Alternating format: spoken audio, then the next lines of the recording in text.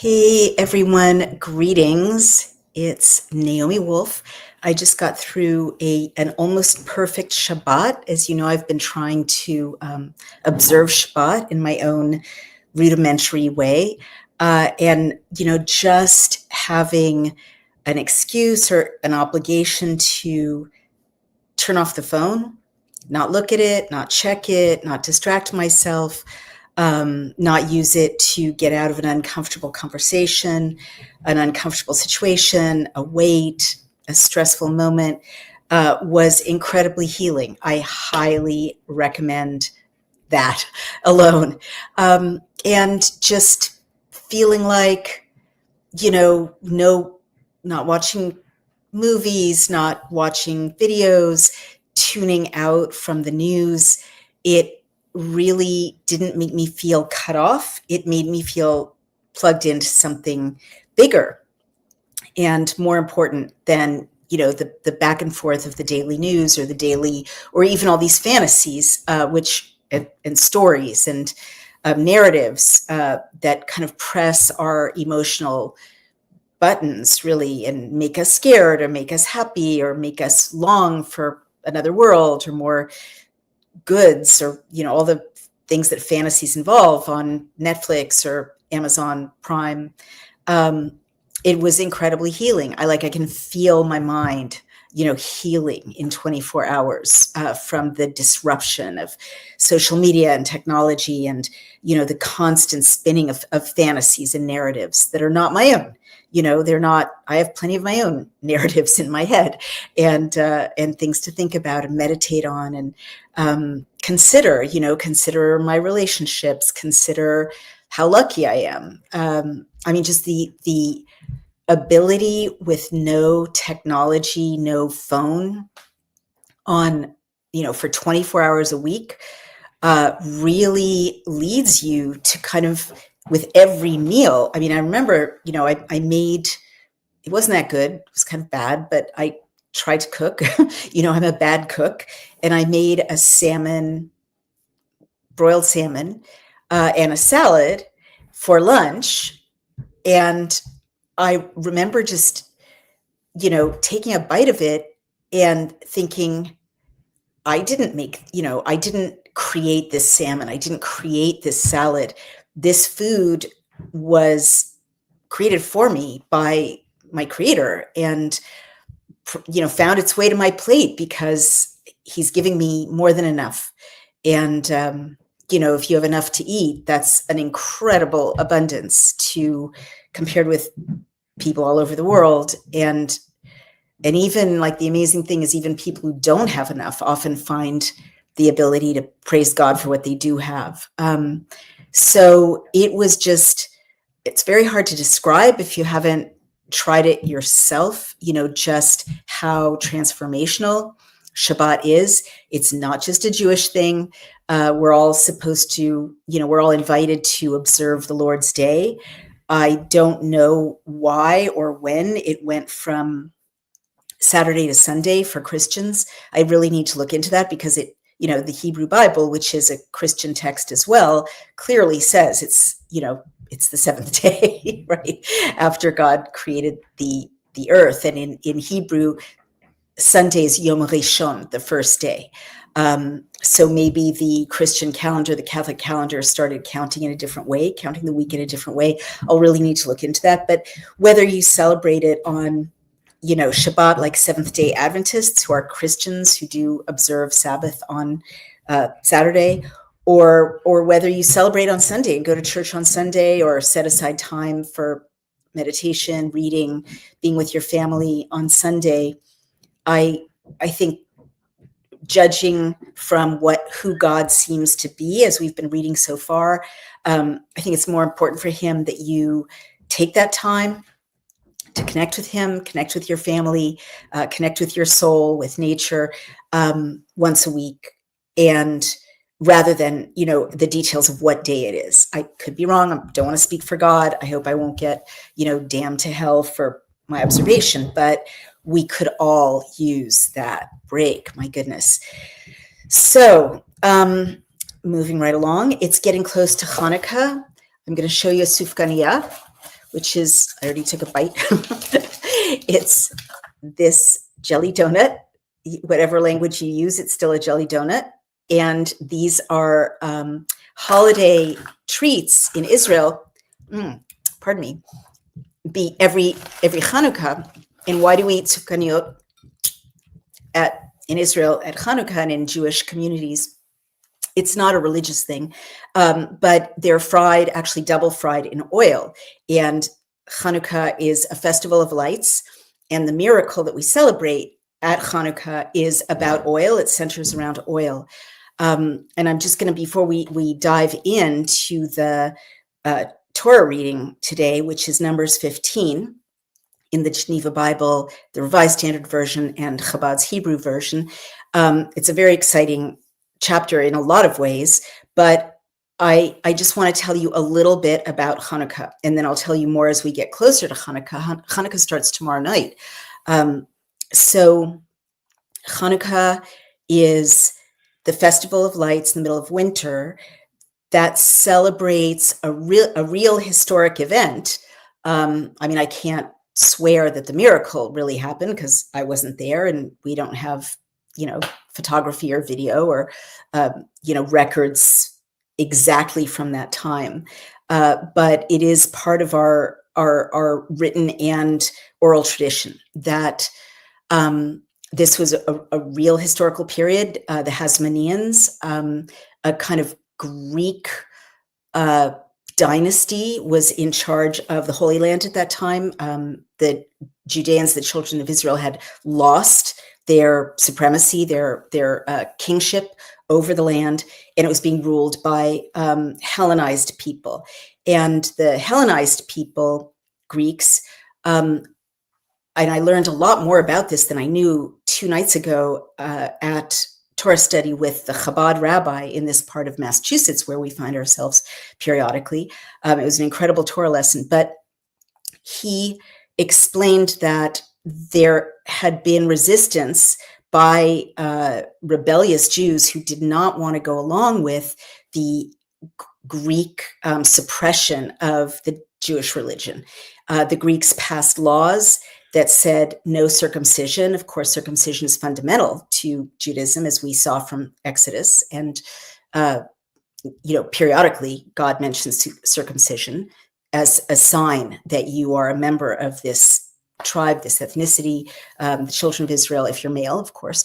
And they weren't allowed to observe Shabbat, and they weren't allowed to have new moon festivals, which isn't a big deal anymore in the modern era, but used to be a big deal, the celebration of the new moon in Jerusalem. And so this was really a kind of wiping out of what made Jews Jewish in that time in the Holy Land, which was under occupation by an alien culture. And what's so interesting about the way they suppressed, they weren't allowed to pray. The Greeks, as our rabbi explained, wanted to keep the Jews. They didn't want to wipe them out. Lots of people wanted to wipe us out. And they were happy to keep the Torah. They considered it a work of philosophy. And of course, the Hellenistic culture was very oriented toward works of philosophy. They have great respect. They had great respect for philosophers, and they certainly saw the Torah as a great work of philosophy. But they wanted to strip the divinity out of Jewish practice. And that really struck me when he said that, because 1,000% I feel that's the time we're in right now, and the motivation that we see right now. The globalists, the evildoers, the communists, the technocrats, all of whom are, aligning in certain ways against the West and against people all over the world who want to have freedom and liberty and freedom of conscience and rights, representation. They want to kind of keep the, London's still London, churches are still churches, synagogues are still synagogues. They still stand, but they want to strip the divinity. They, and this, I've talked a lot in these podcasts about the war on Christmas, the war on Christmas trees. There's more and more every day. France has not celebrating the new year because of fears of Islamists. Well, the new year initially was a religious celebration. There's attacks on synagogues, as you know, in New York. There's a Christmas tree was cut down in the north of England, a beloved Christmas tree, just cut down. You know, the baby Jesus was beheaded in Brussels, in a nativity scene. I could go on and on. You know, I've been talking about this quite a lot. But this is what communism does. And communism did it to China, you know, after the Communist Revolution. Keep the people, keep, you know, aspects of the culture, keep the language, strip God out of it, strip the divine out of it. Because when you do that, you also get people to forget that they are part of the divine, that they participate in the divine. They have the spark of the divine, which in Judaism, we definitely believe that everyone has a spark of the divine, and that it's our job to kind of make that blaze glow brighter and brighter in our lifetimes. And together, we bring all the sparks together and we illuminate this kind of fallen dimension that we're in. We're not supposed to wait until heaven, you know, to illuminate the world. We're supposed to actively grow that spark of the divine in each of us and all together and in the world. Klipot, it's called in Kabbalistic thought, the little fragments of divinity. Every time we do an act of a mitzvah, a commandment, or a just act, a merciful act, we heal the brokenness in the world, and we bring those sparks of the divine into a kind of wholeness, to make the world more like the kingdom of heaven, right? We're supposed to bring the kingdom of heaven down onto the earth in this lifetime, like not wait for heaven. That's our job. So this is being targeted. And again, back to the Hasmoneans, the divinity in the Torah and the divinity in Jewish practice, and the memory that Jews had that we were all participating in the divine, which I think is a gift to everyone, right? As you'll see from this chapter, it's not just for Jews. That was targeted. And so the rabbi explained that when the Maccabees, this family that fought and resisted the oppression of the Greek Empire, battled their way, you know, kind of miraculously winning fights against the Greeks, right? This powerful armies, powerful empire, fully armed, et cetera. And these were like renegades in the hills. When they finally made it to Jerusalem and to the Holy Temple, they went into the temple, and the Greeks had left lots and lots of oil, but they had left the oil for the menorah, the sacred menorah. And I've got a menorah back there. You can probably see it over my shoulder. You know, this menorah in my living room, you know, echoes, is the same shape as the menorah that you remember God described to Moses that he wanted inside the tent of meeting, right? It's that ancient a symbol. It's that ancient a utensil, a vehicle of divine light. And there was tons of oil, but it was all not sealed by the priestly seal. So it couldn't be used. It was impure according to Jewish law. So this was like the Greek methodology, right? Make it easy for them to do something impure. Make it easy for them to light the menorah, but not in a godly way. And that so resonates right now. Like, don't you feel like we're living in a time when everything, TikTok, Instagram, you know, credit card debt, right? Distraction, seduction, right? Everything's making it easier to do something not in a godly way, easier to take the impure road, right? And there was one jar that still had the priestly seal on it. And that jar was only enough oil for one night to illuminate the temple for one night. And the miracle, of course, the reason we celebrate for 8 days is that the oil miraculously lasted for eight nights. The holy oil lasted for 8 nights. And the rabbi went into some detail about the idea of purity versus impurity with the oil. It's not reductive, it's metaphorical. And we've talked about this a lot, you guys, because it comes up over and over in these chapters, pure versus impure. And it's not like you're born sinful and impure. That is a later Christian idea. I'm not criticizing anything, but it is 1,000% not in the Old Testament. You're not born in sinful. You're not born impure. But as a growing consciousness, you can definitely make yourself impure. And the tendency of human beings is always to kind of veer from the pure path, into impurity.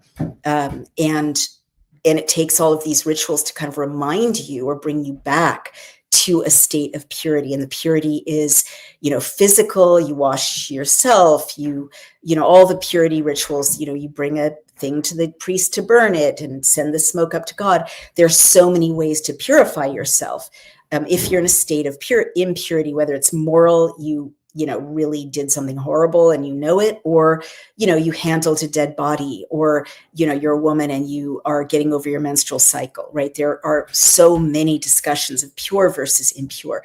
And the impure state isn't to, acknowledging it isn't to shame you, but it's to let you be self-aware, right? And to encourage you through that self-awareness to get back, through ritual, but more importantly, through thinking about God and God wanting you to be pure, right? Because God's pure. So it's about be pure so we can hang out together, right? So we can be aligned together, so we can be in a family.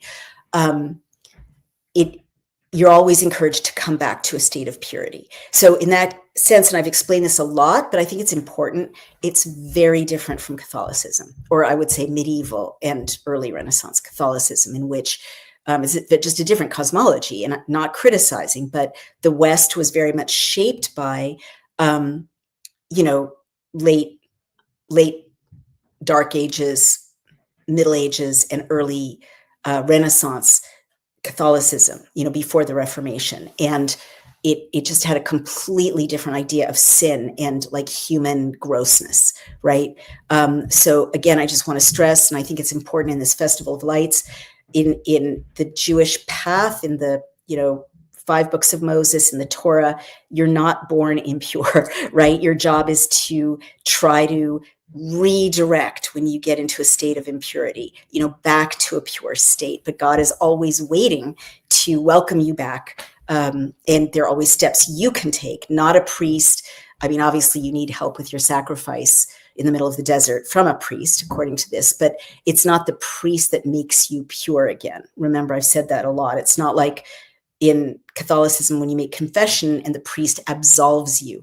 No, with the children of Israel, the priest is helping you make your sacrifice, helping you orient your thoughts back to God. And then God is like, okay, you're in a pure state. I'm aligned with you. Let's hang out together. Let's keep going. So all of that is a preamble. That's what Hanukkah is. And it's a really beautiful, it's kind of an amazing holiday. I've always celebrated Hanukkah, obviously. Less and less as time went on. When you stop being a child, it's less easy to get excited about just lighting a candle and having little gifts, for 8 nights in a totally non-Jewish culture. In Israel, it's a lot of fun because everyone's doing it, right? But it's hard to kind of gear up to, wow, those Maccabees, they were awesome. It seemed very distant. But now that the Chabad rabbi has really explained it to me as a kind of model for our lives all the time, like getting back to purity, and really spelled out that what the Maccabees were up against is what we're up against, right? All of us, Jewish or not Jewish, right now, like a world that wants to keep our bodies alive, but snuff out our memory that we're part of a divine consciousness, a divine project, right? It's much more exciting. And I'm really thrilled to share these with my stepson. I got multiple sufganiyot here and 1 cake donut from my Catholic husband. He could have the sufganiyot too, but he doesn't like them because they're yeast donuts. And his dad had a donut shop. And so his association with yeast donuts, his waking up at 4 a.m. to help his dad open the donut shop in the middle of winter. I also got my Catholic husband this Siddur. You can get one too. And the reason I'm saying this, I'm not proselytizing, you're not supposed to proselytize, but it's so clear that a lot of people, Jewish or not Jewish, are looking for the deeper meaning in the Bible.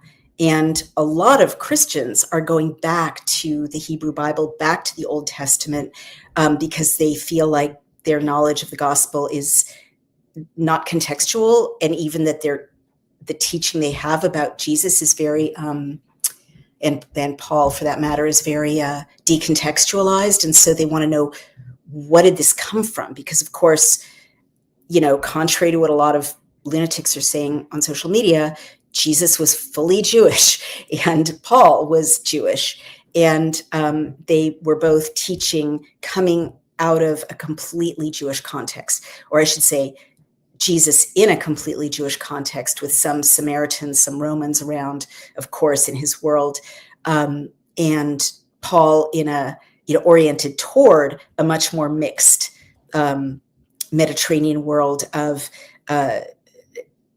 pagans as well as Jews, Gentiles as well as Jews, but they were both coming from this text, right? Both of them grew up reading this text, the Torah, what I'm reading to you, and they were deeply knowledgeable in it. And Christianity comes from these books. So anyone can read this. It's the prayer book. It's a Siddur. You can get it with the English translation. You can get it on Amazon. It's not very expensive. And I gave it to my Catholic husband because he wanted it. I gave it to Jewish relative, and Brian saw that I had it and I was going to give it to a Jewish relative, and he's like, I'd like one of those. It's morning prayers, evening prayers, Shabbat prayers. It's check it out. Like, as we'll see from this chapter, I don't think anything bad happens when we share our sacred practices. I don't believe that, we all need to be in rigid boxes. If you're called to read the Psalms, they're your Psalms too. That like King David, your Psalms, right? Like no one says you're not allowed to participate in this practice. Just like I feel honored to read about Jesus, follow, his teachings wherever I can. They're distillations of Jewish practice. All right. So that's my preamble. And I'll also show you something else. I think it's amazing that this podcast is, again, in the top 200 in 10 countries around the world, and the Geneva Bible in 4 countries around the world, including the Republic of Congo and Nigeria and Indonesia and Pakistan. And I don't know why, as I've mentioned, but I was thinking, well, what are we doing? And why is this so compelling? There are so many fancy podcasts out there, and this is just a cozy room.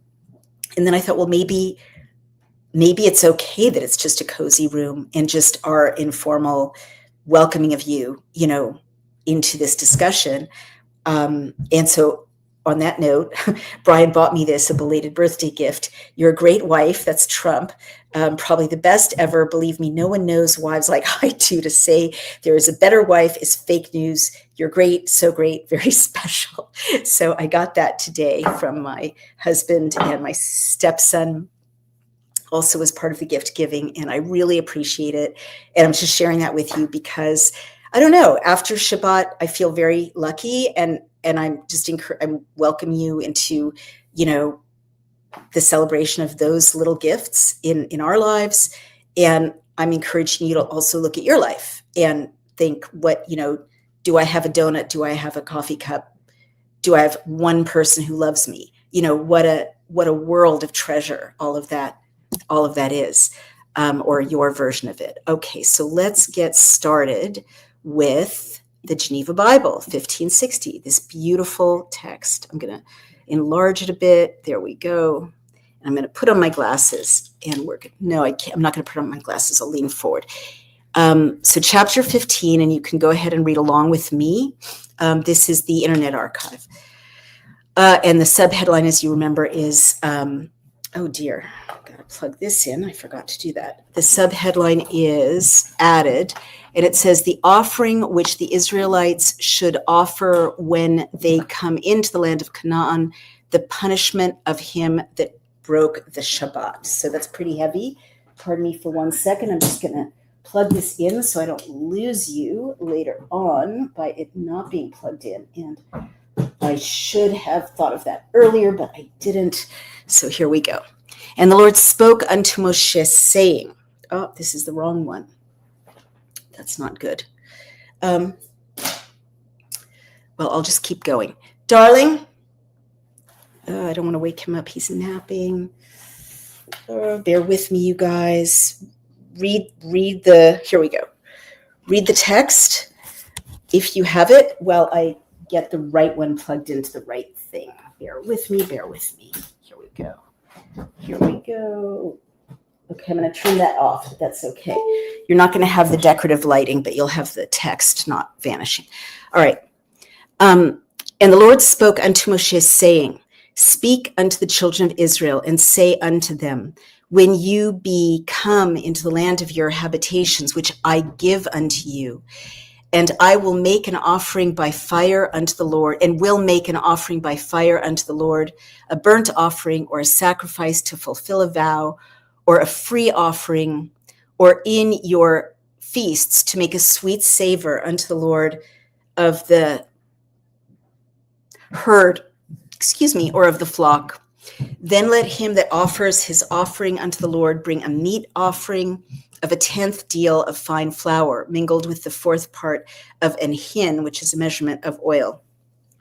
Also, you shall prepare the 4th part of an hin of wine to be poured on a lamb appointed for the burnt offering or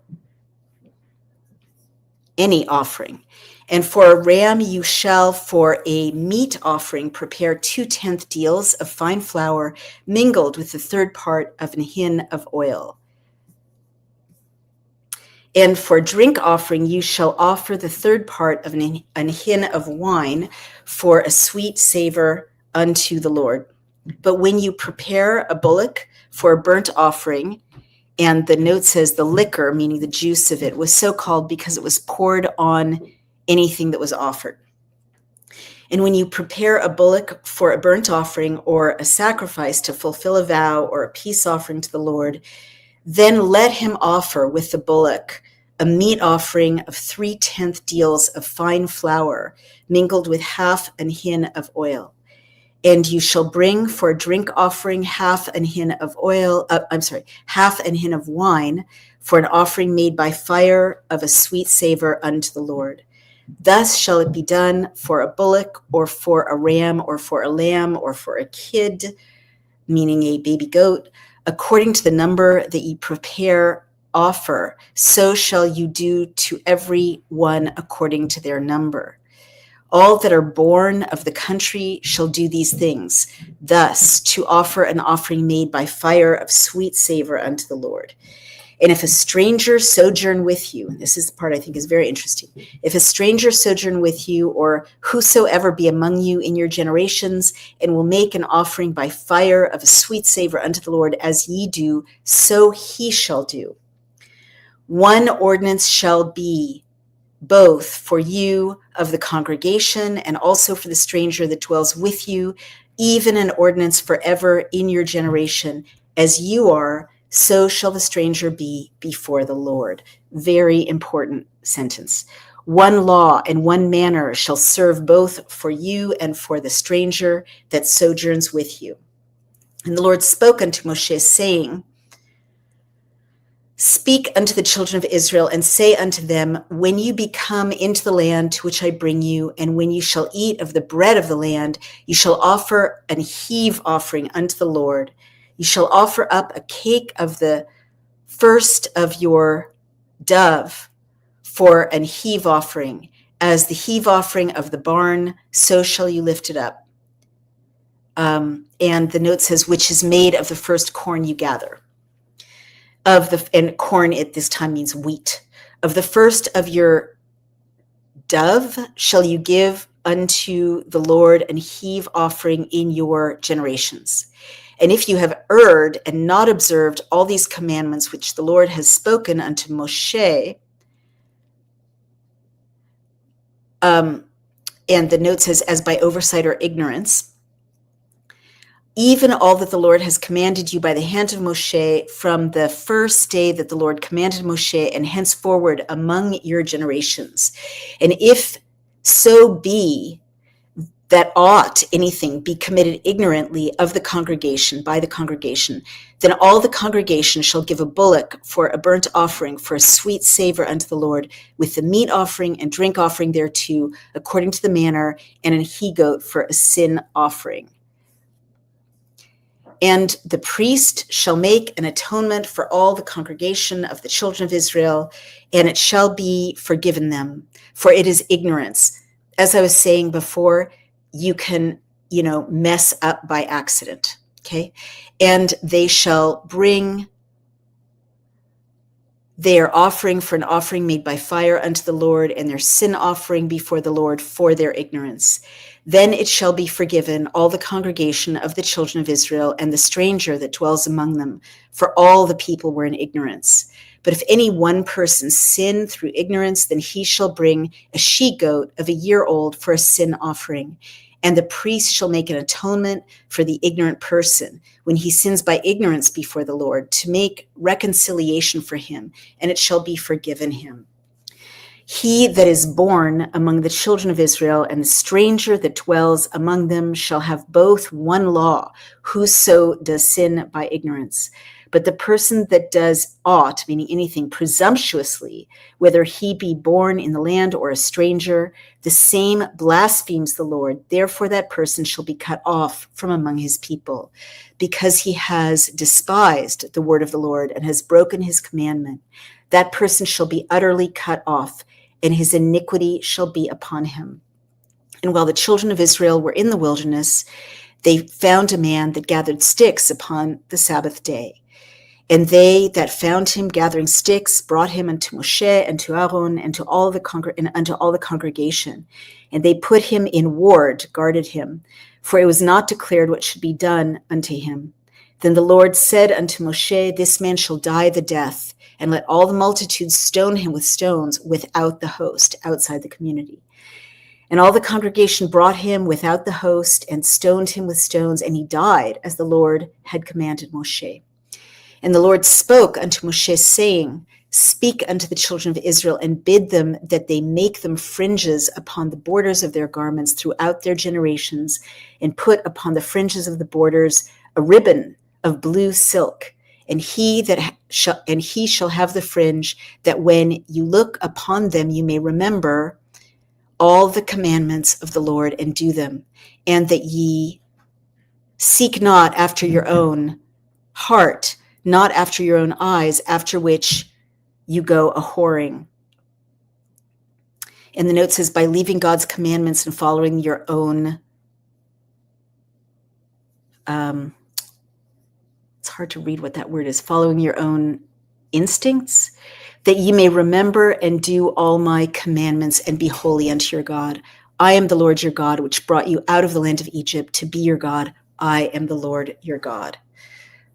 Pretty heavy. Now let's go to the very big deal. I just really want to call your attention to the fact that God is saying multiple times in that chapter, there's one law for you and one law for the stranger in your midst. One ordinance for you, one ordinance for the stranger in your midst. You're all supposed to behave, follow the commandments in the same way. And I just think that's important because, Jews are often asked, what does it mean that you're the chosen people? That's so obnoxious. And as I said many times, we didn't come up with that in the Hebrew Bible. God says, I'm choosing you for this purpose and this purpose and this purpose, responsibilities, not privileges, right? But he's not choosing everyone else. And the rabbi up here in Massachusetts was very funny about this, because he said, we're the chosen people. You're the chosen people. Choose yourself, like say, I'm chosen too. God loves me too. Like that's what that means, right? That we're just saying, okay, God, I get that you love me and I need to do all these things to stay in a relationship with you. It doesn't mean he's not choosing everyone else. So he clearly is in this chapter. He's saying, and the stranger in your midst, and the stranger in your midst. And we're going to see what an important word that is, because it's mistranslated a bunch of times. Now, I'm just going to get up for a minute and check the connection, because for some reason this computer is not charging and I don't want to get cut off from you. There we go. Beautiful. Now it is. So let's go now to the Geneva Bible the 15, none of that is correct. The Chabad Bible, the Masoretic text, the Hebrew. Vayidaber Adonai el Moshe lemor, and spoke God to Moshe to say, Daber, and you know this word, you guys, speak, El Bnei Israel, toward the children of Israel, Va'amarta alehem, and say on them, Ki tavo el eretz, that when they come to the land, Mosh betechem, sworn to them, promised to them, Mosh betechem asher ani noten lechem, the land of your, I said that wrong. When they come to the land, Mosh betechem, it's the same root as Moshav. Lashevet, Moshav is like a community settlement, like a kibbutz. Lashevet is to sit. That's the same root. It's the dwelling place where you sit down, where you inhabit. The land of their dwelling, asher ani noten lechem, which I give to you. Ve'asitem ishel Adonai, and you make a fire to God. Olah o zevach, a burnt offering or sacrifice. Le-fale neder, like a peace offering, or express a vow, or b'ndava, or b'mo'adechem, and or in your acknowledgement, your swearing, la'asot reach nichoach, you know this phrase, to do a wind that is pleasing, to do a pleasing scent, reach, smell, nichoach, pleasing scent, l'Adonai, to God. I'm sorry, reach is only scent, it's not wind, that's ruach. A pleasing scent to God, min habakar or min hatzon, from the cattle or from the sheep. Vehikriv hamakriv, and he who brings closer, the close one who brings closer. You hear that repetition of karov, a word you know, which means to draw near. And the one who draws near and who brings, and again, I can't stress enough, when you draw near to God, when you bring something to God, you're drawing near to God, right? Whatever you bring. We were listening to the little drummer boy today in the car. The little drummer boy is makriving. He's drawing near to God by bringing his little drum rhythm, right? Whatever you've got, when you bring it to God, you draw near to God.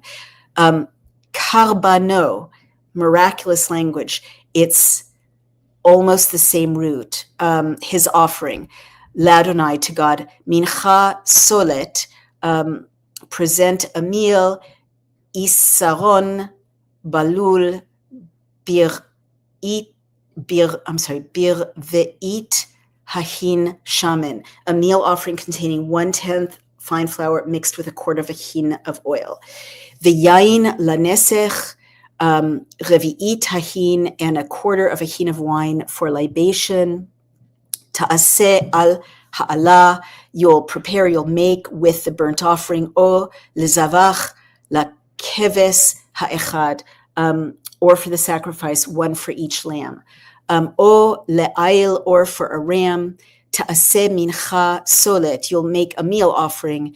Shnei esronim belula, 2/10 of fine flour, beshemen shlishi tahin, with oil, 1/3 of a hin of oil. V'yayin lenesech shloshit hahin, and a third of a hin of wine for libation. Takriv reach nichoach l'Adonai. You will, takriv, that word again, you'll draw near a pleasing aroma to God. You hear the repetitions. I really hope you do. V'chik ta'aseh, and if you will make ben bakar, a young bull, olah, as a burnt offering, or zavach lefale neder, or sacrifice by expressing a vow, or shlamim l'Adonai, or for a peace offering for God.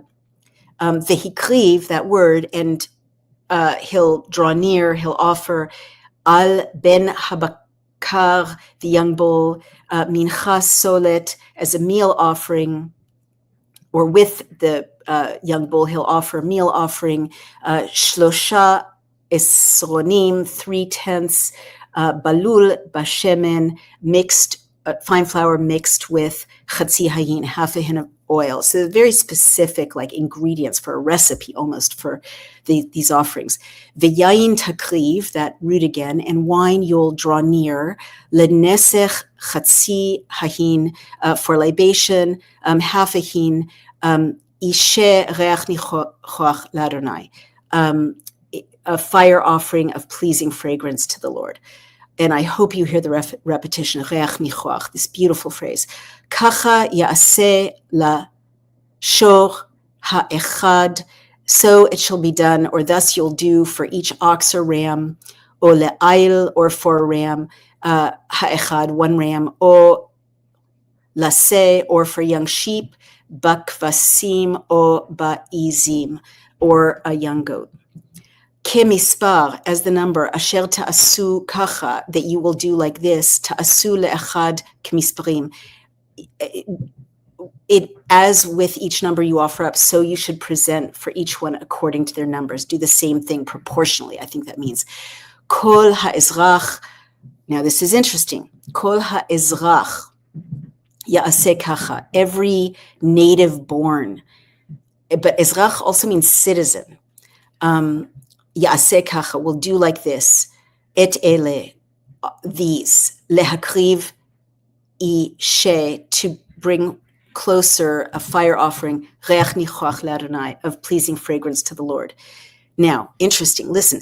V'chi yagur itchem, and if a stranger is with you, ger o asher betochechem, a stranger or he who is among you, ledorotechem, for all of your, you plural, generations, ve'asa ishe reach nichoach l'Adonai, they will make a fire offering of a pleasing fragrance to God, ke'asher ta'asu ken ya'aseh, as you will do, he should make it also. So I think this line 14 is very important, you guys.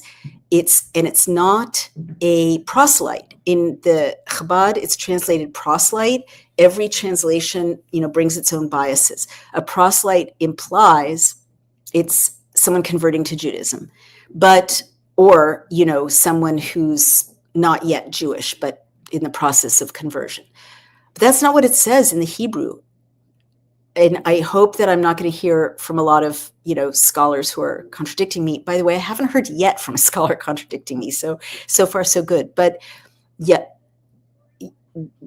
it's a stranger. Ger is a stranger. It's a foreigner, literally.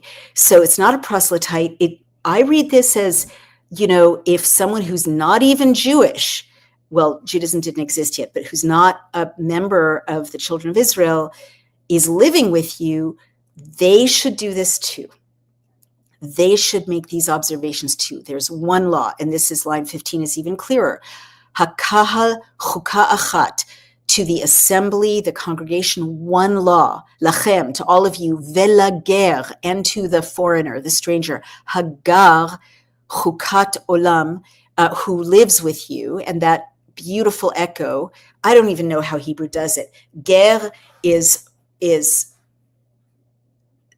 like stranger. Hagar is who lives, and it's the same word. I don't even know how that's possible. Chukat olam ledorotechem. It's a law for forever, for all your generations. But plural directive case says it's for all of you, children of Israel, and it's for all the descendants of the people who live with you who are not members of the assembly. Kachem kager yeh lifnei Adonai. Like you and like the foreigner, it will be in front of the face of God. Torat achat, one law, Torah, that's what we're reading right now is the Torah achat, one law, umishpat echad, and one sentence, one ordinance, yiyeh lachem, there will be for you, velager hagar itchem, and to the stranger who lives with you. They translate it proselyte, who resides with you. V'daber Adonai el Moshe lemor. You know what that sentence means. And spoke God toward Moses to say, hey, darling, can you check my connection and make sure that I'm not going to fall off of it?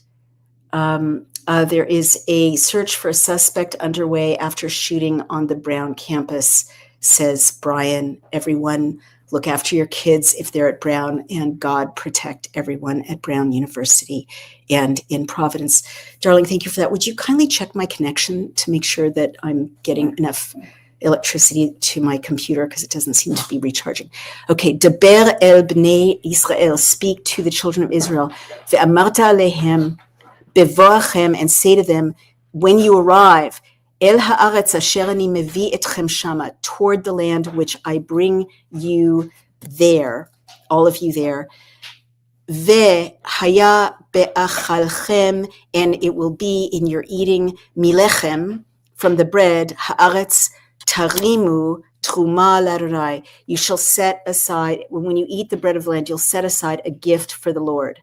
Reshit, thank you, sweetheart. Reshit arisotechem, the first of your dough. Challah, that word challah, they still have it. Yeah, please, if you can.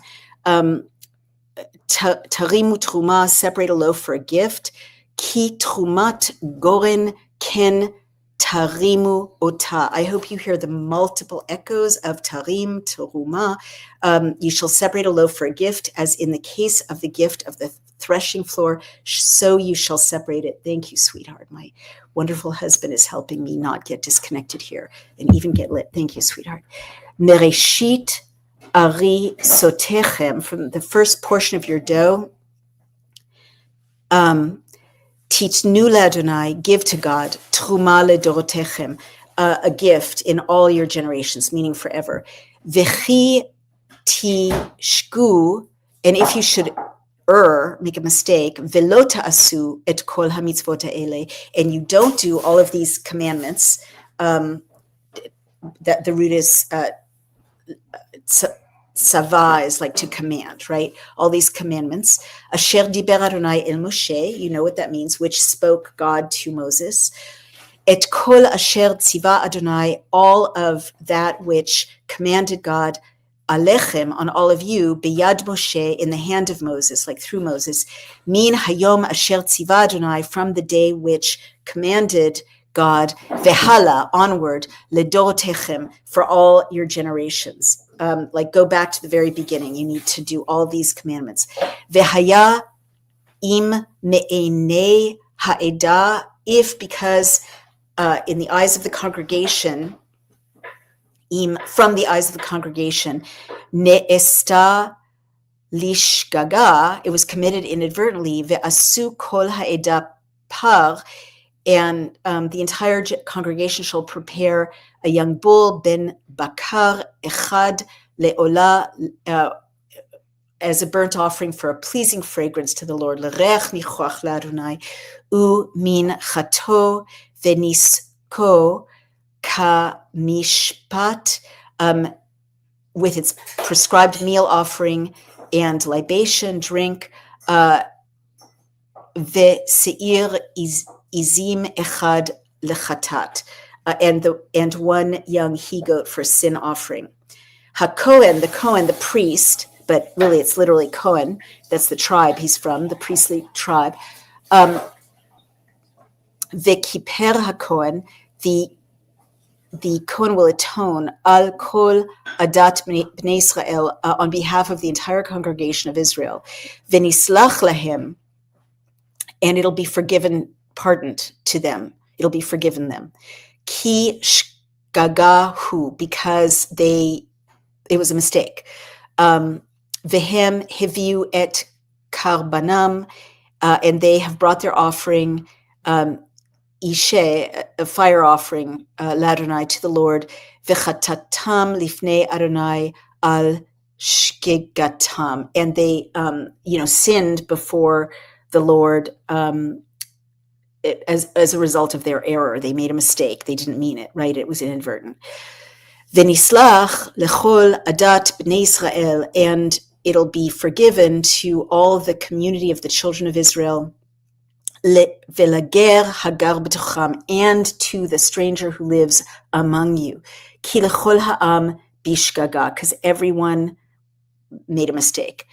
Ve'im nefesh achat, and if one soul, literally one person, techet bishgaga, sins inadvertently, vehakriva is, he'll draw near, offer up a she-goat, bat shnata, 2 years old, a year old, in its first year, lechatat, as a sin offering. Vekipera kohen al hanefesh, and the Kohen will atone for the erring soul, hashogeget, who makes a mistake, becheta bishgaga, which sinned inadvertently, lifnei Adonai, before the Lord, lekapera lav v'nislachlo, so as to atone on his behalf, and it will be forgiven him. And you hear the passive voice, nislach, he'll be forgiven. Ha-ezrach bivnei Israel, the citizens among the children of Israel, velager hagar betocham, and to the stranger who lives among you, Torah achat, one Torah, one set of laws, right? One law, Torah achat. This is what we're reading, the Torah. Okay, so he's saying one Torah there will be for you and the stranger who lives among you. Yiyeh lachem la Ose bishgaga, and the for anyone who sins inadvertently, whether it's a child of Israel or a stranger. Ve hanefesh, and the soul, asher to'aseh biyad rama, who sins high-handedly or who acts high-handedly, min haizrach umin hager, from among the citizens or the native born, and from among the stranger, et Adonai, hu megadef v'nichreta hanefesh, he's blaspheming the Lord, and cut off the soul, hahu, that, mikerev ama, from the closeness with his people. Ki dvar Adonai baza, because he scorned the word of the Lord. Ve'et mitzvato hefar, and his commandment violated. He karet tikaret. You hear that incredible echo. It rhymes. He karet tikaret. Hanefesh hahu onaba. He's violated his commandment. That soul shall be utterly cut off, for its iniquity is upon it. Va yiyu bnei Israel bamidbar, and the children of Israel were in the desert. Ve'yimtzeu ish, and they found a man, mekoshesh etzim b'yom hashabbat, cutting wood or gathering wood on the day of Sabbath. Vayakrivu, that word again, and they drew near, oto, they drew him near, ha-motzim oto, and presented him, they sort of found him, presented, oto mekoshesh etzim, as gathering wood, El Moshe ve'el Aaron ve'el kol ha'eda. They presented him in front of Moses and Aaron and be in front of the whole congregation. Vayanichu oto b'mishmar, and they put him under guard. Kilo forash ma ya'aselo, because it was not specified. Lifrosh is to analyze. It wasn't analyzed. It wasn't specified what was to be done to him. Vayomer Adonai, and God said El Moshe, to Moses, Mot yamut, the death he will die. You've heard that phrase before. Ha'ish ragom oto ba'ad avanim, put him to death. Kol ha'eda michutz lamachane. You'll put him to death. They'll all pelt him with stones outside the camp, outside the encampment. Vayetziu oto, and they put him out, kol ha'eda, the whole congregation, el michutz lamachane, outside the encampment. V'yirgemu oto ba'avanim, and they pelted him with stones. V'yamut ke'asher tziva Adonai et Moshe, and he died as the Lord commanded Moses. I really hope nothing naughty is going on back there, honey. We're reading the Word of God. No, you're just playing. Come here, baby. Come here. Come here. Come sit on my lap, sweetheart. Come sit on my lap. I know you're bored. I'm just going to pick up low-key, you guys. Bear with me. Bear with me. Come on, sweetheart. Come on. You know you like to sit on my lap when we're reading the Torah. Okay.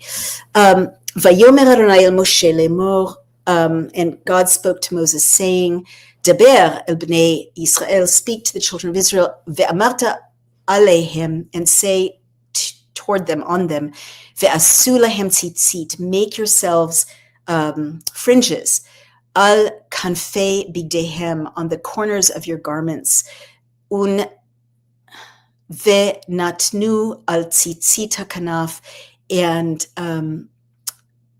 they, throughout their generations, they will fix a thread of sky blue wool on the fringe of each corner, petil tchelet. And something really beautiful is the word tchelet. It doesn't exist in an exact translation in English. It's light blue or sky blue. It's not turquoise, it's light blue, but there's a single word, tchelet, for light blue. Kachol is blue or deep blue or whatever other shades of blue. I think that's really beautiful. V'haya lechem letzitzit, and they will be to you as fringes.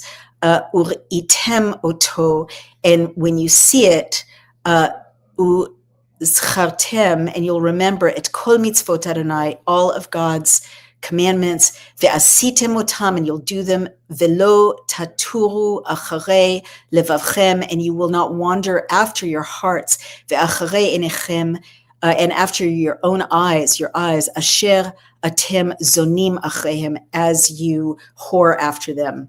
The translation is very polite. It says, after which you are going astray. But literally, you've seen this word zonim means prostitute. You are prostituting after them.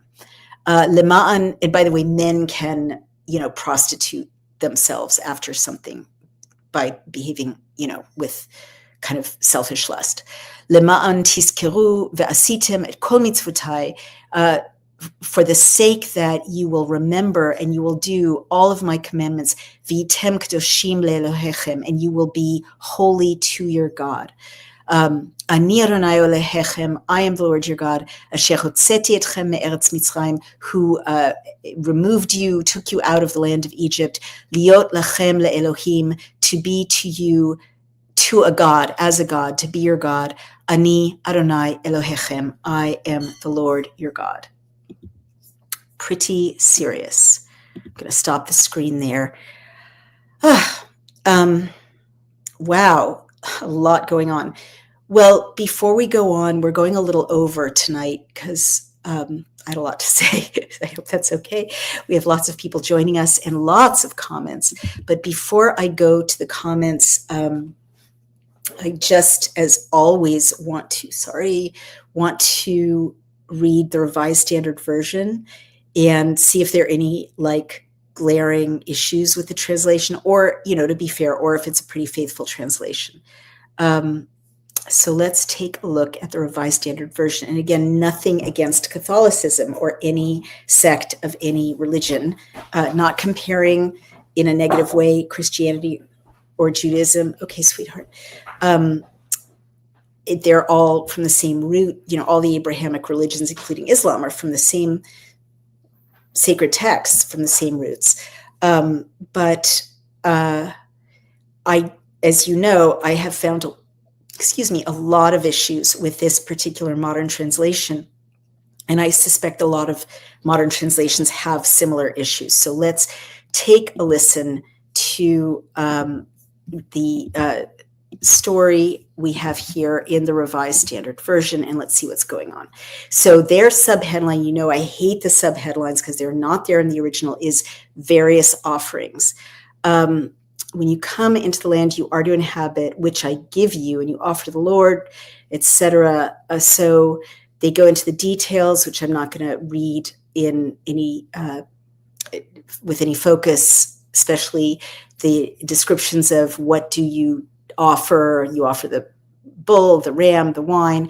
Now let's see how they translate lines 13, 14, and 15. All who are native shall do these things in this way, in offering an offering by fire, a pleasing odor to the Lord. And if a stranger is sojourning with you, or anyone is among you throughout your generations, and he wishes to offer an offering by fire, he shall do as you do. No, that's not what it says. It's that, that's not what it says, you guys. It's not if he wishes to. God is saying he needs to do this. There's no wishes. And the other word that is not really accurate is sojourn. Sojourn implies, it's an old-fashioned word. The word we use in English literature scholarship is archaic. It's a word, we don't say sojourn anymore. Are you going on a sojourn to, the Bahamas? We don't say that anymore. It means a journey. In the Hebrew, the stranger, the foreigner, is living, gar, with you, not sojourning, not passing through. And this makes it seem like the stranger isn't obligated with the same law that God sets out for the children of Israel. In the Hebrew, the stranger is living with the children of Israel. They're not just passing through, and they are obligated to offer. There will be one law. So this horrible translation, I'm sorry to be so frank, but honestly, it's embarrassing. This bad translation makes up and he wishes to offer an offering. No, this is shocking. It's literally blasphemy. And line 15, let's see. For the assembly, that's kind of accurate, the kahal, there shall be one statute for you and for the stranger who sojourns with you. No, he's living with you. A perpetual statute throughout your generations. As you are, so shall a sojourner be before the Lord. One law and one ordinance shall be for you and for the stranger who, they've got sojourns, lives with you. So that's not correct. Now, this is also not correct, I think. Let's see. The Lord said to Moshe, say to the people of Israel, when you come to the land to which I bring you, and when you eat of the food of the land, you shall present an offering to the Lord. Let's take a look at line 18 in the Hebrew. And I'm not going to switch screens. I'll just read it. To which I am bringing you. I guess that's accurate. Ani mevi etchem shama. I bring you to there. Let's see what it says in the Revised Standard Version again. The land to which I bring you. Okay, fair enough. And when you eat of the food of the land, literally bread, you shall present an offering to the Lord. Okay, but if you err and do not observe all these commandments, then it was done unwittingly. Okay, all the congregation shall offer one young bull. That's correct. Sin offering, that's correct. Oh, that's correct. And the priest, well, again, they translate it priest, but really in Hebrew it's Cohen still, right? Priest doesn't really exist in the same theological way yet. It's the Kohanim. The priest shall make atonement before the Lord for the person who commits an error when he sins unwittingly, and he shall be forgiven. That's correct. You shall have one law for him who does anything unwittingly, for him who is native among the people of Israel, and for the stranger who sojourns among them, the stranger who lives among them. But the person who does anything with a high hand, whether he is native or a sojourner, reviles the Lord, and that person shall be cut off from among his people because he has despised the word of the Lord and has broken his commandment. That person shall be utterly cut off. His iniquity shall be on him. On the Sabbath day, they put him in custody. And all the congregation brought him outside the camp and stoned him to death with stones as the Lord commanded Moshe. And it shall be to you a tassel to look upon and remember all the commandments of the Lord, to do them, not to follow after your own heart and your own eyes, which you are inclined to go after wantonly. Again, that's very euphemistic. It's, which you are inclined to whore after, literally in the Hebrew. So you shall remember and do all my commandments and be holy to your God. I am the Lord your God who brought you out of the land of Egypt to be your God. I am the Lord your God. All right, so the rest of it is reasonably accurate. But the suggestion that it's up to the sojourner if they want to, hey, everyone's going to make an offering to God, I guess I'll go along, my friends are going. It's not like that. It's literally one requirement that God puts on everyone, and it's not someone just passing through, take it or leave it. I'll be kind of, sacrificing, making a pleasing fragrance to the Lord of the children of Israel, one day, but I really worship Baal, and I'm just going to keep going to the next town over where I get to worship Baal. But hey, I just passed through, guys. I just, when did your quaint little things? That's not it. That's not it in the Hebrew. You don't get to, it's not up to the person passing through. It clearly states in this passage that non-children of Israel live with the children of Israel. They are there in the desert with them. Whatever happened, people intermarried from, the Amalekites or the, Midianites, they're there. Non-children of Israel are with the children of Israel. And God is saying, you have these people with you. They are my children too. There's one law. It's not voluntary. It's not up to that person. If they're going to live with you, they are going to worship me and worship me in this way. And there's no kind of dip your toe in and out of it. So I just think that's really important. I mean, Jews, anti-Semites all over the internet are accusing Jews. You're going to see Brian pass through to go pick up a relative. And of course, Loki follows Brian everywhere he goes. But thank you, sweetheart. But I'm going to hold on to Loki, sweetheart, so he doesn't go dashing out after you, because Loki loves Brian best. It's okay. I can handle it. I've accepted that Loki loves Brian best. Look at this. Loki cannot stand it when Brian leaves. He's like, what? What happened? It's okay, baby. I'm still here. I'll look after you. He's like heartbroken, but overjoyed when Brian comes back. It's all right, baby. So the internet is alive with anti-Semites saying, oh, you guys are so kind of, what is the word? You think you're above everyone else. You think you're special. You think you're different. Our sacred text clearly says, if people are living among you, they join in, right? And that's our sacred text. So, no, go read the Bible. Horrible anti-Semites. That's not Judaism. Or again, this is pre-Judaism. It's not rabbinical Judaism yet, but it's not what the God of Israel asked the children of Israel to do. The God of Israel said to the children of Israel, bring the people who are not from your tribe into these practices.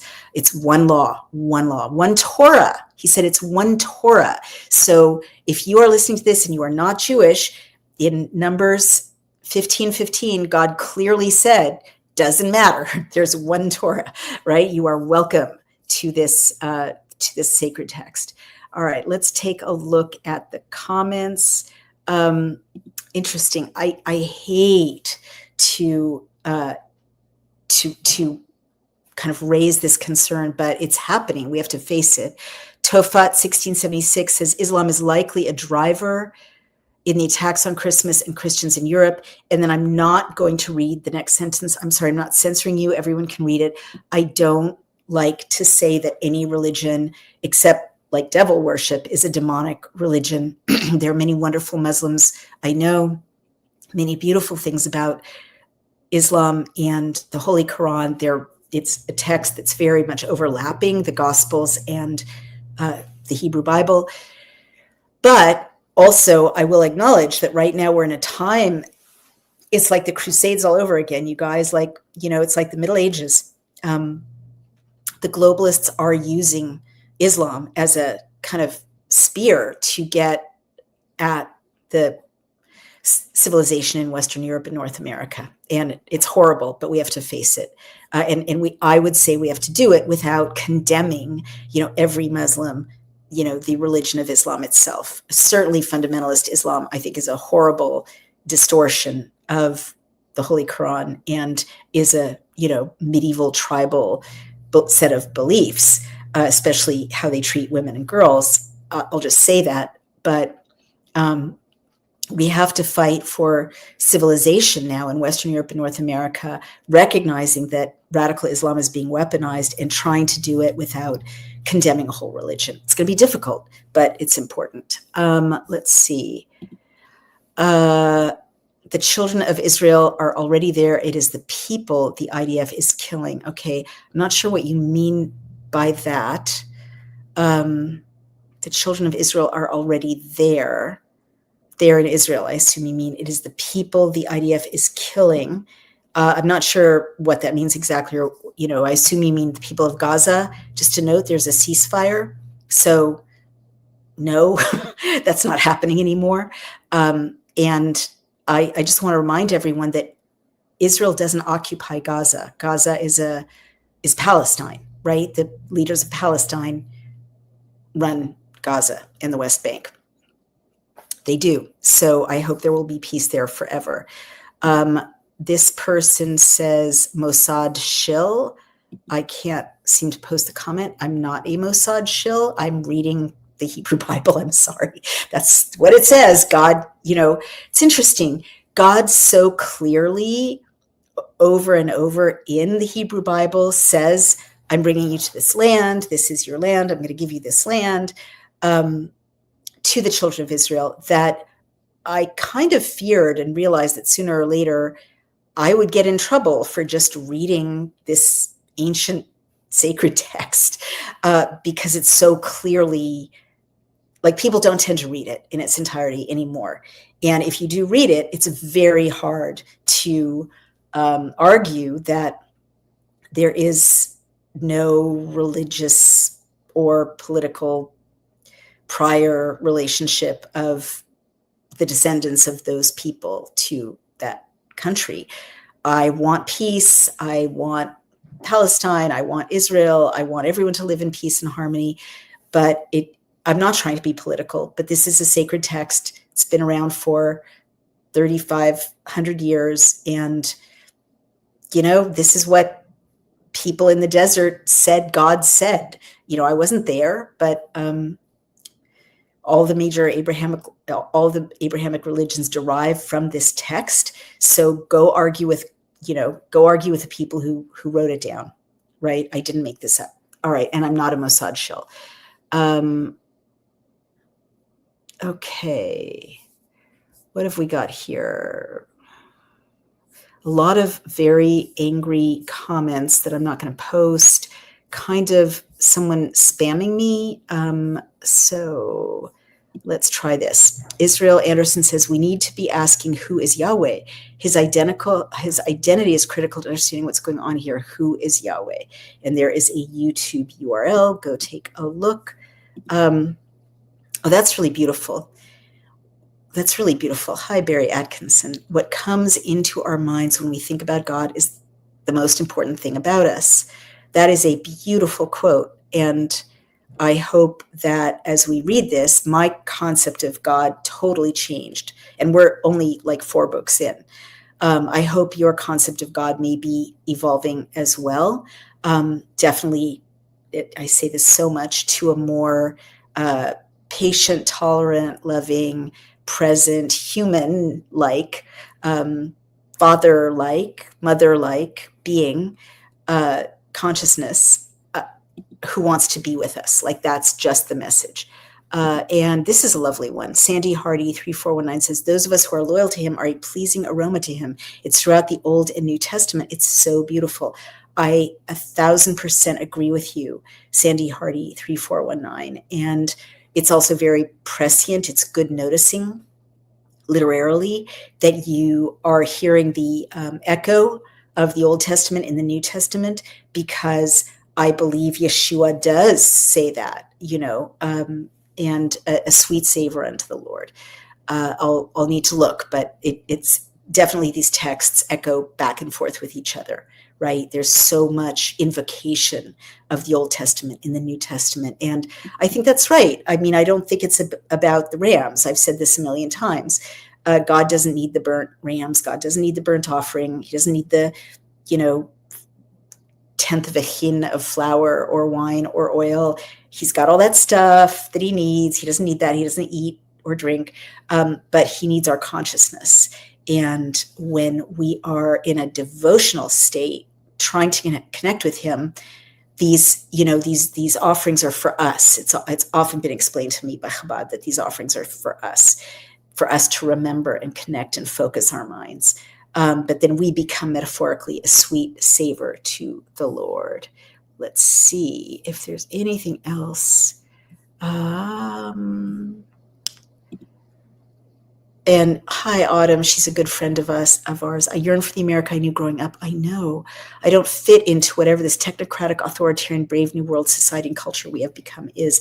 Me either. That's two of us, Autumn. I feel the same way. And that may be why I'm drawn to read this text, is like to invoke the roots of the civilization that used to hold us up in this country.